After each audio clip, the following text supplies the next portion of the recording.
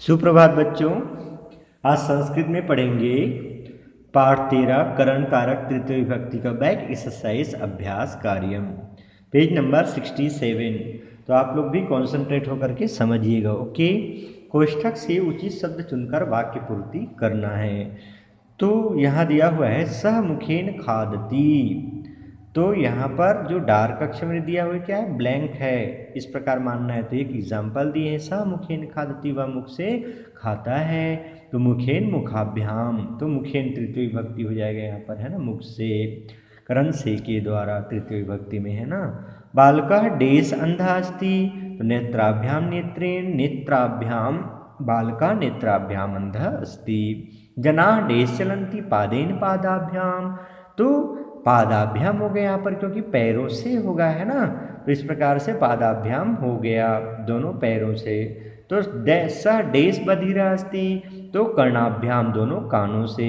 Ashva dash चलन्ति, पादय है पैरों से चलता है, तो इस प्रकार यहाँ पर पादय हो जाएगा। ठीक है। अश्वाह घोड़े, बहुवचन शब्द है ना अश्वा, इसलिए यहाँ पर क्या यूज है, पादय है। स्थूलाक्षर पदों को आधार मानकर प्रश्न निर्माण करना है। तो जो स्थूल मोटे अक्षरों में दिख रहे हैं उस की जगह में जो है आप लोगों को शब्द यूज करके प्रश्न का निर्माण करना है। तो बालका बालकः सह क्रीडति, तो बालकः कैसह क्रीडति, किसके साथ खेलते हैं। संजय नेत्रेण काणास्ति, तो संजय केन केन काणास्ति, नेत्रेण की जगह में क्या हो जाएगा, केन, किससे काणा है। छात्रा कलमेन लिखति, छात्रा केन लिखति। वयम हस्ताभ्याम कार्यम कुर्मः, वयम काभ्याम कार्यम कुर्मः, हम किससे काम करते हैं। ते विमानेन विदेशम गच्छन्ति, ते केन विदेशम गच्छन्ति, वे किससे विदेश जाते हैं। छात्राः डेश शिक्षया विनम्रा भवन्ति, छात्र शिक्षा से विनम्र होते हैं। तो छात्र किससे विनम्र होते हैं, कया, छात्रा कया विनम्रा भवन्ति। इस प्रकार से ये प्रश्न का निर्माण करने वाला एक वीडियो बनाया हूँ, उसको आप लोग देख लीजिएगा। कहाँ पर कया लगाएंगे, केन लगाएंगे, है ना, बहुवचन के लिए क्या यूज़ करेंगे, तो ये सब जो है उसमें मैं बताया हूँ। ठीक है बच्चों, उसमें पूरा डिटेल्स जो है प्रश्न का निर्माण कैसे करेंगे इसके लिए मैं एक वीडियो बनाया हूँ। शुद्ध कथन पर सही का चिन्ह लगाइए। जैसे नराह पादेन पादाभ्याम चलन्ति, तो क्या हो जाएगा आंसर, पादाभ्याम चलन्ति। चित्रा नासिकया नासिकाया जिघ्रति, तो चित्रा नासिकया जिघ्रति। याचकः नेत्रेण नेत्राभ्याम अंधः अस्ति, तो याचकः नेत्राभ्याम अंधः अस्ति। पुत्रः जनकस्य जनकेन सह गच्छति, तो पुत्रः जनकेन सह गच्छति। सः हस्ताभ्याम भारम नयति, हस्तय, तो हस्ताभ्याम क्या हो जाएगा, सह हस्ताभ्याम भारम नयति। नेक्स्ट पेज नंबर 68 देखते हैं। प्रश्न नंबर 4, निम्नलिखित के एक शब्द में उत्तर दीजिए। काया केन विभाति, तो काया किससे सुशोभित होता है, तो काया परोपकारेण विभाति। गजः कह चलति, तो गजः चरणैः चलति, कह की जगह में क्या लिखेंगे, चरणैः है। नराः कया जिघ्रन्ति, तो नराः नासिकया जिघ्रन्ति, नासिका से सुगंध लेते हैं। वृद्धा केन चलति, तो वृद्धा दंडेन चलति। निम्नलिखित रिक्त स्थान मंजूषा से शब्द चुनकर भरना है।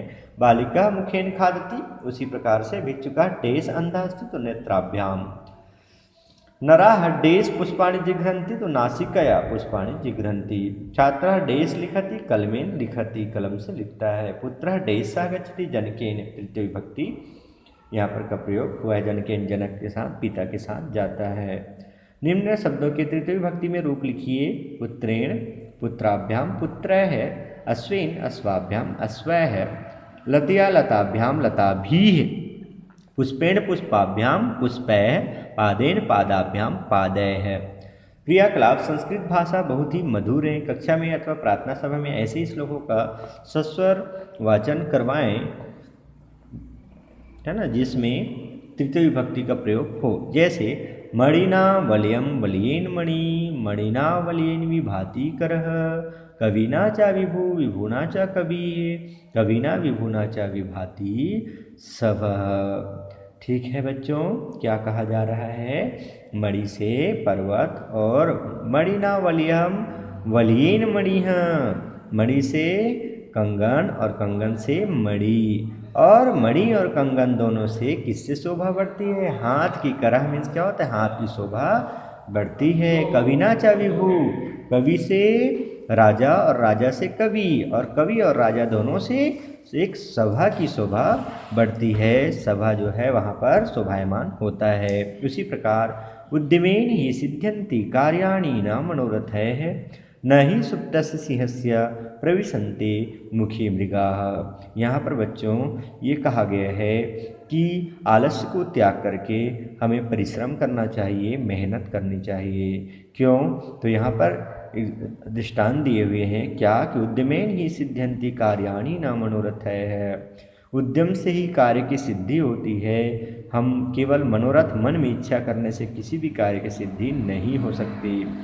जैसे नहीं सुप्त सिंह से प्रविशन्ति मुखे मृगाः, सोते हुए शेर के मुख में हिरण प्रवेश नहीं करता, उसके लिए उनको भी मेहनत करना पड़ता है, शिकार करना पड़ता है।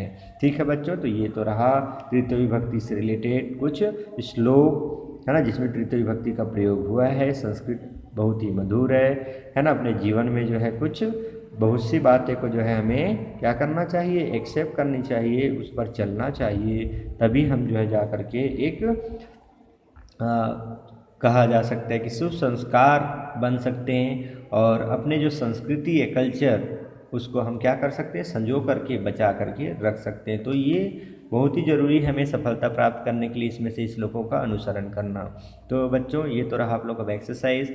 इसमें किसी प्रकार से किसी को भी कुछ डाउट होने पर भी मीटिंग में कंसल्ट करेंगे और अच्छे से समझेंगे। ओके।